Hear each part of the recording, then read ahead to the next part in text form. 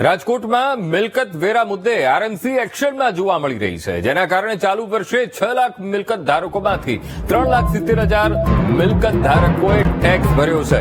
આરએમસીએ 11,298 મોટા બાકીદારોને રૂબરૂ નોટિસ ફટકારી છે તથા 505 મિલકતો સીલ કરી છે.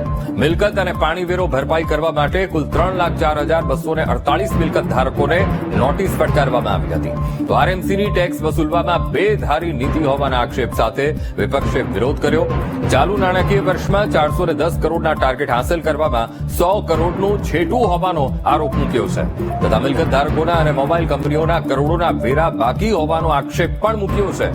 અતુલ રાજાણીએ જણાવ્યું કે સામાન્ય લોકોને વેરો જીતતી આરએમસીએ મોબાઈલ કંપનીઓને છૂટો દોર આપ્યો છે.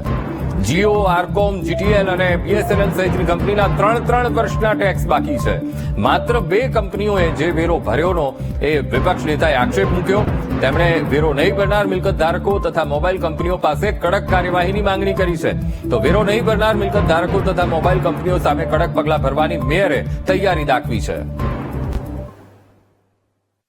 એની સામેની પણ ટાવરો સામેની પણ કાર્યવાહી કરવામાં આવી રહી છે. તે લોકો જ્યારે વેરો નહીં ભરે તો એના ટાવરને પણ અમે સીલ કરી દેશે કોર્પોરેશન. એની તપાસ કરી અને પછી આંકડાકીય માહિતી તમને પહોંચાડવામાં આવશે. કેમ કે અત્યારે વેરો પણ 2 દિવસની રજા હતી અને આજે સોમવારથી ઘણા રાજકોટની જનતા છે પોતે વેરો ભરવા બાબતમાં જાગૃતતા કેળવી અને પોતાનો વેરો બાકી છે, વ્યાજ પણ એને હોય તો આનું પણ એક સોલ્યુશન કરી અને તાત્કાલિક વેરો ભરે એના માટેની અત્યારે કાર્યવાહી પણ વોર્ડ પ્રમાણે ચાલુ છે.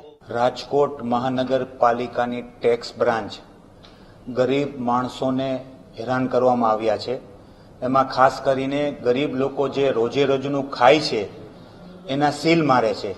જે કરોડો રૂપિયા જે મોબાઈલ ટાવરના બાકી છે, જેમાં જીઓ છે, અલગ અલગ બીએસએનએલ છે, એની પાસે ઉઘરાણી કરતા નથી. ખરેખર આ કોર્પોરેશનની બેધારી નીતિ છે. આવનારા દિવસોની અંદર જો કોર્પોરેશન ગરીબ માણસોને હેરાન કરશે તો શહેર કોંગ્રેસ પક્ષ વતી જાહેરમાં રોડ ઉપર ઉતરવામાં આવશે.